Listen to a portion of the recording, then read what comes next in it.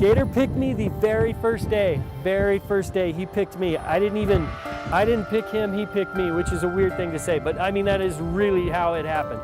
I've noticed some changes in me, and this dog, this friend, companion, teammate of mine, I'm gonna love her so much, and I love her now. I love him. He's a great guy, and thank you's not enough. I really don't know what to say, but I will take care of him forever. I'm extremely grateful for you and the program and for everybody that put the time in or the money or anything that you had to do to be part of this process. I thank you for that, and I look forward to living a great life with Mr. Stan, so thank you.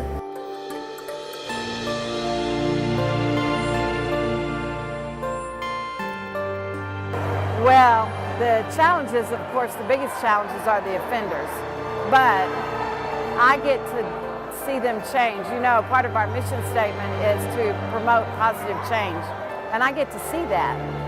Had I not come to prison, I don't think I would have had these opportunities and learned these life experiences, so when I get out, I'm going to take that with me, and I have Patriot Paws to thank for that. This isn't a normal prison opportunity. This is a special gift that I was blessed with. I get to see them learn a trade. I get them see them learn to be better people, and they really do an awesome job training these dogs.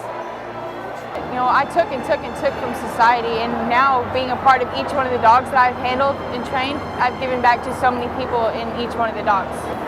I see myself taking a part of this with me. I don't know how I'll volunteer when I go out or what exactly I'll do, but this is something that I know I'll carry with me for the rest of my life. I believe it is the best job a correctional officer can have in the agency. Like I said, I've got over 35 years with the state. It's the best position I've had, and I've loved all of my positions.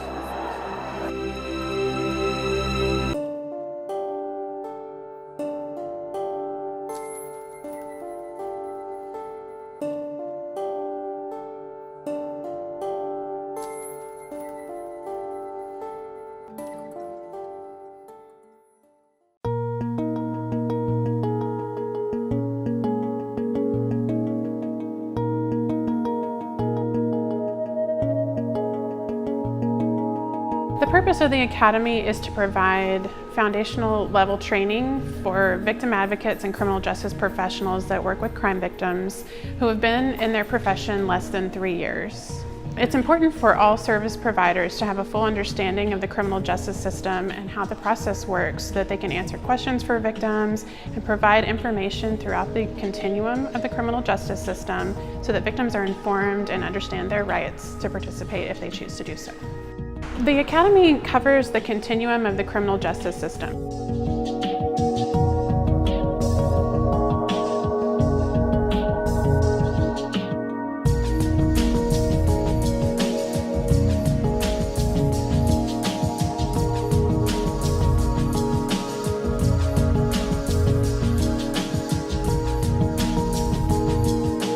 I learned a lot. It was so informative. It was a lot of information to digest, but yeah, it was very valuable. It was worth the drive.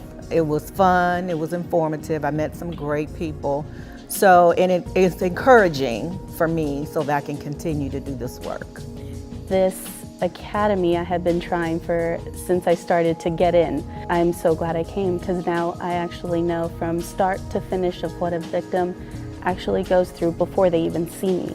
So this was very beneficial for me because it helped me understand it better. Now I know more about the process of what the victim's rights are and how the criminal justice works, that I can explain to the victims what their rights are. So this has really expanded my knowledge and my view. And I really enjoyed it. It was just very informative, very educational.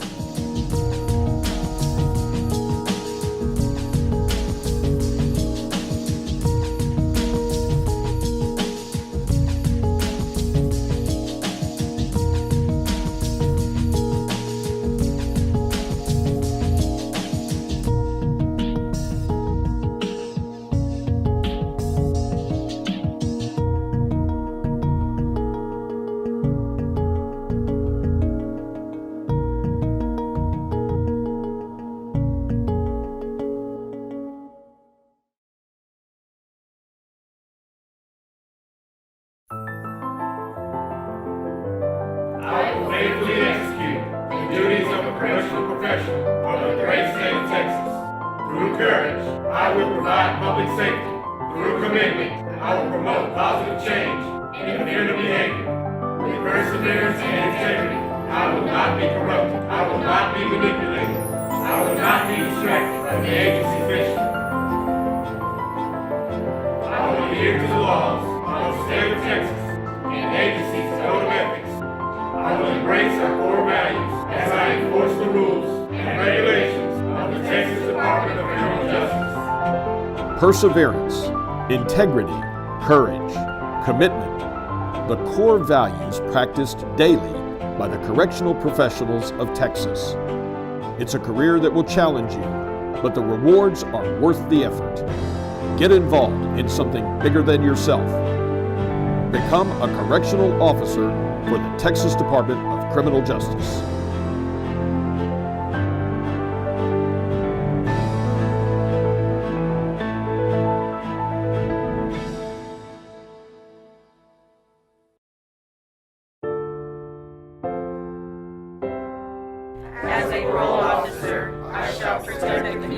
That I serve by promoting public safety and positive offender change.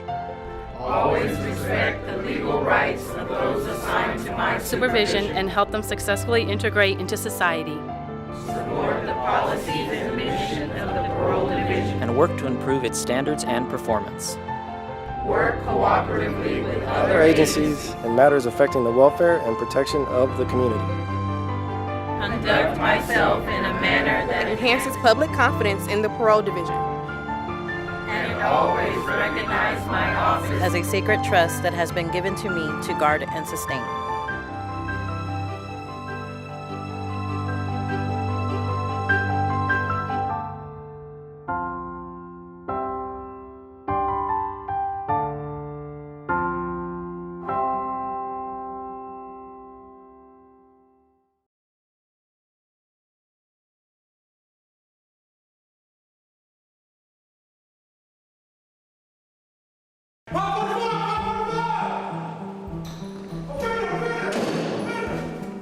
It's the responsibility of TDCJ employees to make sure offenders do not harm themselves while in our custody.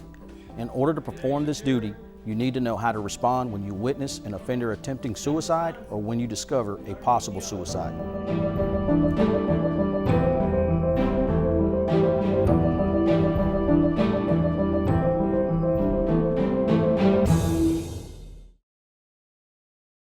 Everything you need to know is spelled out in Security Memorandum 05.20. You are required to respond immediately in the event of a suicide or suicide attempt. You should use all available means, including carry-on person or appropriate chemical agents and delivery systems to stop a suicide attempt. If you encounter an apparent suicide or suicide attempt, get on the radio immediately, state your name and location, give a brief description of the incident, and initiate the ICS requesting assistance. You don't have to wait for a supervisor or video camera. Once enough staff arrives, get in that cell and begin life-saving efforts as quickly as possible. As professional corrections officers, we must make every effort to prevent a suicide attempt, but not at the expense of safety. Before stepping into an offender housing area or cell, consider this might be a manipulation attempt. You need to remain aware of potential security hazards at all times. Assess the surroundings and what you know of the offender's past behavior, such as the offender's history of aggressiveness, their custody status, their size, and any other security concerns that may increase the likelihood of injury to you or others. If you are dealing with high-risk offenders, like those in administrative segregation, be especially alert. This is Officer Scott. I'm in F-Wing, B-Pod, 1 row 45 cell. I have an offender hanging and requesting additional staff and initiate an ICS. Jones! Pop 45! Offender! A video camera or supervisor is not required to continue life-saving efforts. Do not use chemical agents if the offender appears to be unconscious. Once you've entered the cell, begin life-saving efforts immediately. Let's lift him up. In the case of hanging, begin your life-saving efforts by trying to reopen the flow of blood and air. Raise the victim's torso to relieve the tightening pressure of the noose. Try to manually loosen or untie the noose. This is a life-saving response kit. Inside is a 911 tool, a CPR one-way breathing mask, 2 pairs of latex gloves, 2 antimicrobial towelettes, and a biohazard bag. There may be other unit-specific items as well. You also need to recognize the symptoms of heat-related illness in others, so you can report it to medical staff and the unit risk manager immediately. Remember, everyone reacts differently, so people with heat-related illness will not always display all of the symptoms as listed. Heat cramps are usually the first sign your body can't handle the heat, and typically occur after strenuous physical activity in a hot environment. Look for heavy perspiration, involuntary muscle spasms, which sometimes begin after hard physical exertion, and pain or cramps in the arms, legs, or abdomen. Heat exhaustion is a common form of heat-related illness, and exposure to high temperatures over several days in a row may increase the risk of heat exhaustion. Look for profuse perspiration with cool, sometimes pale and clammy skin, a normal or below normal body temperature, weakness, dizziness, thirst, and a bad headache, rapid heartbeat and breathing. The person might be anxious, confused, or disoriented. They may suffer from fatigue and nausea and could have a loss of physical coordination. Heat stroke is life-threatening and can be fatal if left untreated. You need to get medical help immediately and be prepared to do rescue breathing or CPR. Look for red, hot, dry skin, a high body temperature, rapid, weak heartbeat, a throbbing headache, mental confusion, dizziness, extreme fatigue, nausea, vomiting, incoherent speech, convulsions or seizures, and unconsciousness. If you see someone with these symptoms, immediately report it to a staff member and seek medical care. Here's what to do if you recognize these symptoms in a coworker or offender. Get medical attention as soon as possible, but while you're waiting, move the person from hot, direct sunlight to a cooler environment, air-conditioned if possible.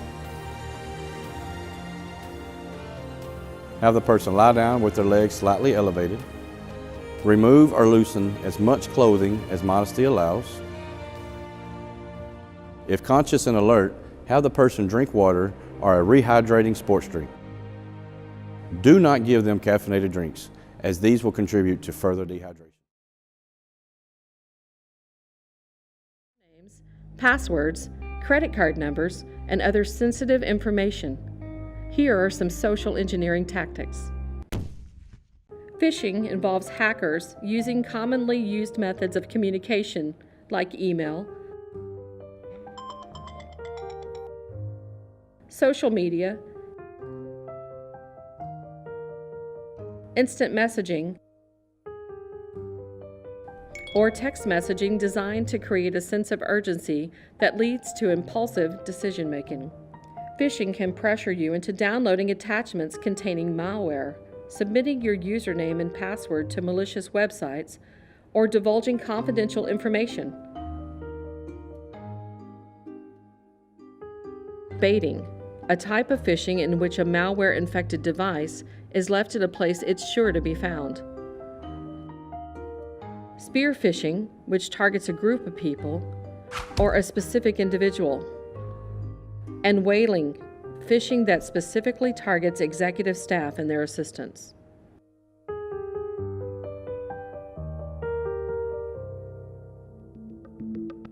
Impersonation is another tactic that can make an attacker's job much easier because it plays on your trust of a coworker, or in some cases, a supposed coworker. If your coworker emails you asking for your password, remember, no one except you should know your password. If a coworker asks you to send a file containing confidential information and you know they are not authorized for access, verify with your supervisor that the request is legitimate. Also, you should be extremely skeptical of anyone requesting confidential information. If they are claiming to be a TDCJ employee, even if they identify themselves as executive staff, verify the request by calling that person's office directly.